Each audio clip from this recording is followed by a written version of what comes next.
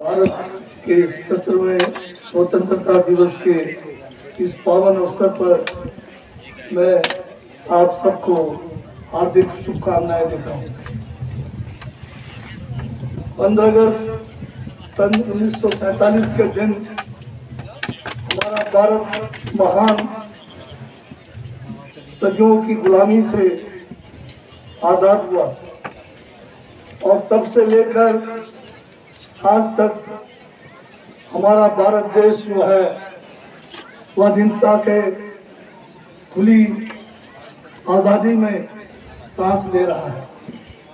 और इस आज़ादी को प्राप्त करने के लिए लाखों लोगों ने महान बलिदान दिया है। इस बलिदान में वैसे तो अनेकों लोग थे जिन्होंने अपना तन मन धन इस देश के लिए न्यौछावर किया, इस देश की स्वतंत्रता के लिए न्यौछावर किया। उनमें अग्रणी रहे महात्मा गांधी जी, बाल गंगाधर तिलक, गोखले जी, लाला लाजपत राय जी और सुभाष चंद्र बोस जैसे महान नेता हुए हैं। उन्हीं के समय में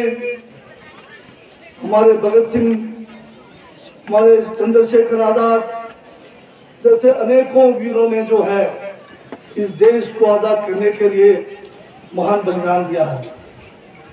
इसमें पंडित जवाहरलाल नेहरू जी, बाद के दिनों में हमारे सरदार वल्लभ भाई पटेल, आज़ादी के बाद जो हमारा भारत देश जो 600 से ज़्यादा छोटे मोटे जो इतने बड़े हमारे यहाँ पर राजे महाराजे थे,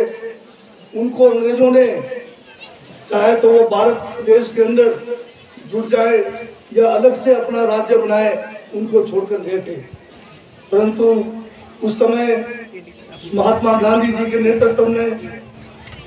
पंडित जवाहरलाल नेहरू जी के साथ और सरदार वल्लभ भाई पटेल ने इन 600 से ज्यादा रियासतों को, जिनके राजे महाराजे जो हैं अलग से देश बनाने के लिए अतुट थे, उनको बड़ी चतुराई के साथ भारत देश के अंदर जोड़कर कश्मीर से कन्याकुमारी तक एक विशाल देश का नींव रखा। और उस आज़ादी के बाद सबसे बड़ी बात जो हुई कि भारत देश के लिए अपना संविधान दिया गया और इस संविधान में सभी धर्म के लोगों को, सभी जाति के लोगों को एक समान अधिकार दिए गए और सभी को जो है हर किस्म की जो फंडामेंटल राइट्स हैं वो बिना भेदभाव के, बिना किसी लिंग या किसी जाति को आदर रखे सभी को बराबरी का जो एक हमें अधिकार मिले, ये भारत देश की संविधान की खूबी है। आज हम उन सभी स्वतंत्रता सेनानियों को, उनको याद करते हैं इस पावन दिवस पर, उनको अपनी श्रद्धांजलि अर्पित करते हैं, उनको नमन करते हैं कि उनके इस बलिदान के कारण ही आज हम जो है आज़ाद हैं। आज हम जो है एक जो है ऐसे राष्ट्र में हैं जहाँ पर लोकतंत्र है, जहाँ पर सभी किस्म के, सभी जाति के लोगों को पूरा अधिकार सबको बराबर का मिला हुआ है। आज देश के अंदर हमें बेशक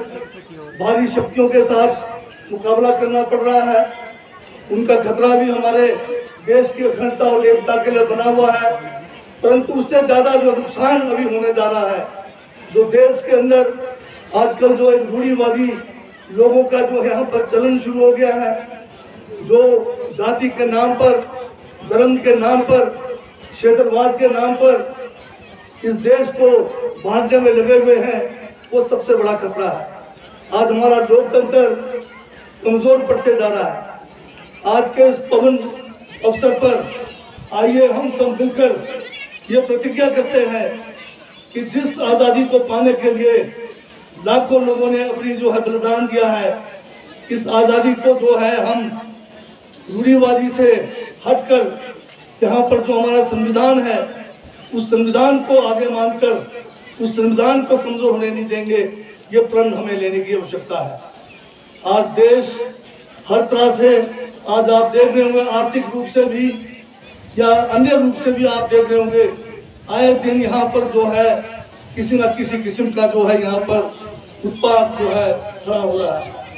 आज अगर आप राज्यों की बात करें, आज जो केंद्र और राज्यों के बीच के अंदर जो एक संविधान के तहत हमें जो अधिकार मिले हुए हैं, उन अधिकारों की भी रक्षा करने की सख्त जरूरत है। आज हमारे हिमाचल प्रदेश के अंदर भी आप जानते हैं कि इस बार जो है बारी मौसम के जो है एक ऐसा मौसम में परिवर्तन हुआ है जिस कारण लगातार बारिशें रुक नहीं रही है, लगातार बादलों का फटना जारी है, लगातार बाढ़ जो है बाढ़ जैसी स्थिति बनी हुई है। और आज की तारीख में करीब 300 से ज़्यादा लोगों ने अपनी जान जो है इस बरसात में गुमाई है। आज इसी तरह से हमारे यहाँ पर करीब शुरुआती दिनों में अगर आप हिसाब लगाएंगे तो 1300 से ज़्यादा संपर्क सड़कें जो है हमारे अवरुद्ध हुए। हमारे जो है कोई 5000 से ज़्यादा पीने की पानी की योजनाएं, सिंचाई की योजनाएं बाधित हुई। और आज की तारीख में करीब जो है 1500 से ज़्यादा लोगों के मकान बह गए हैं जो पूर्ण रूप से क्षतिग्रस्त हो गए हैं। और जो क्षतिग्रस्त हुए हैं जो पार्शियल रूप से, वो भी करीब 8000 से ज़्यादा हो गए हैं। इतनी बड़ी जो है मुसीबत प्रदेश के ऊपर आया हुआ है। और जो नुकसान सारा आज इसका, जहाँ पर हमारे बगीचे बह गए हैं, कृषि योग्य हमारी भूमि बह गई है, सबका अगर हिसाब लगाएंगे तो 8000 करोड़ के करीब जो है इस प्रदेश को जो है नुकसान पहुंचा है। परंतु इस सब के बावजूद हमारे जो मुख्यमंत्री, लोकप्रिय मुख्यमंत्री, युवा मुख्यमंत्री दिन रात जो है सुखविंदर सिंह सुक्खू जो है नेतृत्व कर रहे हैं, राहत कार्यों का निरीक्षण कर रहे हैं और हर तरह से हिमाचल प्रदेश के लोग जो मुसीबत में है उनको राहत देने के लिए पूरा जो है कोशिश की जा रही है। पिछले कल ही शिमला के अंदर भी बहुत बड़ा हादसा हुआ है जिसमें अंदाजा लगाया जा रहा है कि 25 से 30 लोग जो है एक मंदिर के अंदर जहाँ सवेरे प्रार्थना कर रहे थे वो जो है उसमें दब गए हैं, जिनके लिए राहत के कार्य अभी जारी है। इसी तरह कल के दिन में ही कोई 35 से ज़्यादा लोगों ने अपनी जान गंवाई है। और जैसे मैं अभी बता रहा था कि 300 से ज़्यादा लोगों ने इस बरसात में अपनी जान गंवाई है और 300 से ज़्यादा लोग जो है बहुत जो जख्मी भी हुए हैं। इन सब बातों को ध्यान में रखते हुए सरकार ने इस बार यह फैसला लिया कि आज के इस पावन अवसर पर हम जो है सांस्कृतिक कार्यक्रमों को जो है रद्द कर रहे हैं और उन सभी जो आत्माओं को जो इस बरसात में जिन्होंने जान गंवाई है उनके लिए हम प्रार्थना करते हैं उनकी आत्मा को शांति मिले और उनके जितने भी परिवारजन हैं उनको इस दुख की घड़ी में, उस दुख से निवरने में प्रभु उनको जो है हिम्मत दे, ये हम जो है प्रार्थना प्रभु से करते हैं। मैं आपको ये भी बताना चाहता हूँ कि प्रदेश सरकार ने इस बार राहत के लिए जो हमारा केंद्र सरकार से या जो हमारा अपना स्टेट का जो राहत का एक हमारा नियम है, उस नियम से हटकर जिन लोगों के मकान 7 तारीख से 15 जुलाई के बीच में क्षतिग्रस्त हुए हैं उनको 1 लाख रुपए, चाहे वो पार्शियल डैमेज है चाहे पूर्ण क्षतिग्रस्त है, 1 लाख रुपए अलग से देने का जो निर्णय किया है और वो देना भी जारी किया गया है। जिनके बाग बगीचे बह गए हैं प्रति बीघा 10,000 रुपए प्रति बीघा उनको देने का भी जो है पहली बार ये जो है नियमों में बदलाव करके ये देना जारी किया गया है। फसल नुकसान का भी प्रति बीघा इस बार 2,000 रुपए देने की घोषणा की गई है। और जो पशुधन का जो नुकसान हुआ है पहली बार जो है पशुधन का भी हम जैसे चाहे हमारे भेड़ बकरियां हैं उनको 6,000 रुपए और उसका जो लिमिट कोई नहीं रखा गया है। पहले 30 से ज़्यादा अगर भेड़ बकरियां नुकसान होता था तो उससे ऊपर का जो है कोई राहत नहीं मिलता था। इस बार कोई लिमिट नहीं रखी गई है और हमारे गाय हैं या दूसरे बड़े पशु हैं उनके लिए भी अलग से 31,000 रुपए तक देने की जो है प्रावधान किया गया है। इस मुसीबत के समय में जनता ने भी बढ़ चढ़ कर इसमें सहयोग करना शुरू किया है। मुख्यमंत्री राहत कोष में पूरे प्रदेश के लोगों ने जो है दिल खोलकर अपना अंशदान देना शुरू किया है। और मैं भी आप सबसे निवेदन करूंगा कि इस मुसीबत के समय में हमें सबको मिलकर जो है इस कार्य में चाहे जो भी कर सकें हम, चाहे धन के रूप में करें, चाहे किसी और रूप में हम जो भी अपना दान कर सकें, हमें जो है इसमें करना चाहिए। और इस मुसीबत में मैं विशेषकर हमारे PWD विभाग, IPS विभाग, हमारे दूसरे जितने भी अन्य विभाग हैं, हमारे चाहे पुलिस है, ITBP है, सेना के लोग हैं, होमगार्ड्स हैं, और जो हमारे स्थानीय जो लोग हैं, सब ने बढ़ चढ़कर इसमें लोगों को जिस तरह से मुसीबत से बाहर निकालने के लिए राहत देने का जो प्रयास किया है, उन सबकी सराहना करता हूँ, उन सबको भी बहुत बहुत शाबाशी देता हूँ। अभी बरसात खत्म नहीं हुआ है, अभी भी रेड अलर्ट जारी है और हमें अभी भी चौकना रहने की जरूरत है। और हमें जो है ज़्यादा से ज़्यादा लोगों की जानों को बचाना है और ज़्यादा से ज़्यादा जो नुकसान है उसको भी बचाना है। अभी इस बार विशेषकर हिमाचल प्रदेश में फलों को लेकर भी हमें चिंता का विषय बना हुआ है। आज हमारा फल तैयार है, चाहे सेब है, चाहे दूसरे फल है, उनको मंडियों तक पहुंचाना वो भी एक चुनौती है। उसके लिए हमने पूरे प्रदेश में सड़क का जो सड़क हमारे बाधित हुए हैं उनको बहाल करने के लिए युद्ध स्तर पर जो है काम जारी किया हुआ है। इस बार सेब को या दूसरे फसलों को वजन के हिसाब से बेचने के लिए नियम लागू किया गया है। लंबे समय से किसानों और बागवानों की मांग थी कि सेब का फसल जो है या दूसरे फल जो है वो जो है प्रति किलो के हिसाब से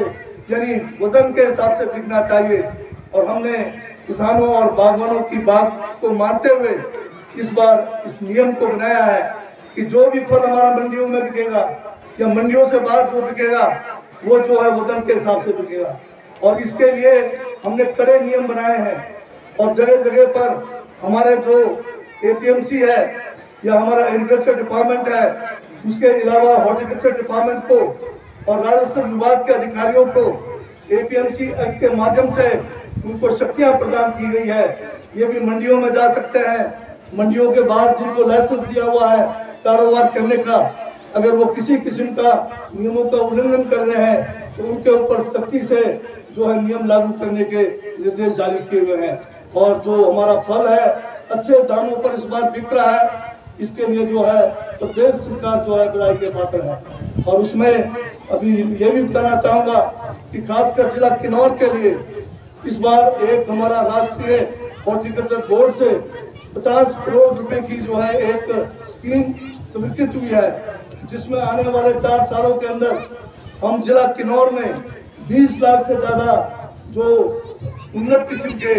जो नए किस्म के हमारे जो वैरायटी के रूट स्टॉक्स हैं या कल्टीवेटर्स हैं वो आपको प्रदान करेंगे।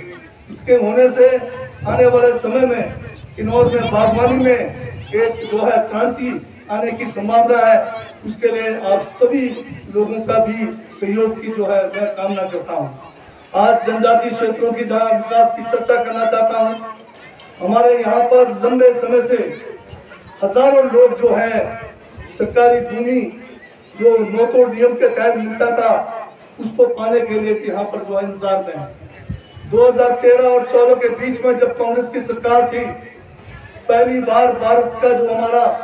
एक कानून है वन का, फॉरेस्ट कंजर्वेशन एक्ट 1980, उसको हमने निरस्त करके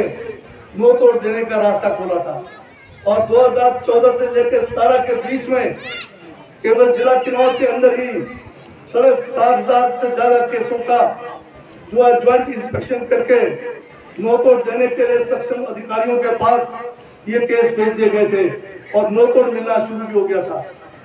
और नो तोड़ में जिन लोगों को पट्टे प्राप्त नहीं हुए थे वो भी हमने जो है कई 100 की संख्या में यहाँ पर उनको प्रदान किए। परंतु 2017 में दिसंबर महीने में सत्ता का परिवर्तन हुआ, भारतीय जनता पार्टी की सरकार बनी और जो हमने कानून बनाया हुआ था ये कानून 2018 तक जो है लागू था। परंतु पिछली सरकार ने 2018 में केवल एक व्यक्ति विशेष को नो तोड़ देकर बाकियों को नो तोड़ से वंचित किया। हमने उस समय भी विधानसभा के अंदर भी विधानसभा के बाहर भी यहाँ पर जो आंदोलन किया, परंतु उसका कोई नतीजा नहीं निकला। अभी मुझे ये बताते हुए प्रसन्नता है कि जनजाति लोगों को आर्थिक रूप से उन्नत करने के लिए, नोतोड़ के तहत भूमि प्रदान करने के लिए हमारी कांग्रेस सरकार के मंत्रिमंडल ने अभी जुलाई के महीने में जो मंत्रिमंडल का एक बैठक थी उसमें यह फैसला किया कि जनजाति क्षेत्रों में दोबारा से नोतोड़ को बहाल करने के लिए फॉरेस्ट कंजर्वेशन एक्ट 1980 को जो है 2 सालों के लिए निरस्त किया जाए और इसका प्रस्ताव जो है माननीय हमारे राज्यपाल महोदय को प्रेषित किया गया है। और मैं इस संदर्भ में माननीय हमारे राज्यपाल महोदय से भी मिला हूँ और जल्द से जल्द मुझे आश्वासन दिया गया है कि इसके ऊपर जो है फाइनल जो है फैसला होगा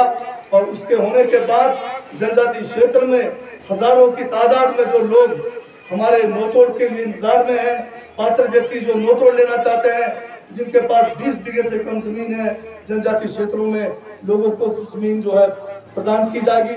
लोग मेहनत कश हैं, अगर जमीन मिले तो लोग इस पे बढ़िया बागवानी करके अपनी आर्थिकी को और ज़्यादा सुदृढ़ कर सकते हैं। इसके लिए हम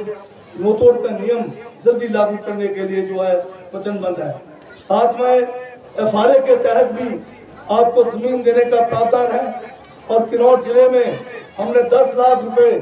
जो है किन्नौर प्रशासन को जो हमारा FRA है उसके बारे में आपको जानकारी देने के लिए,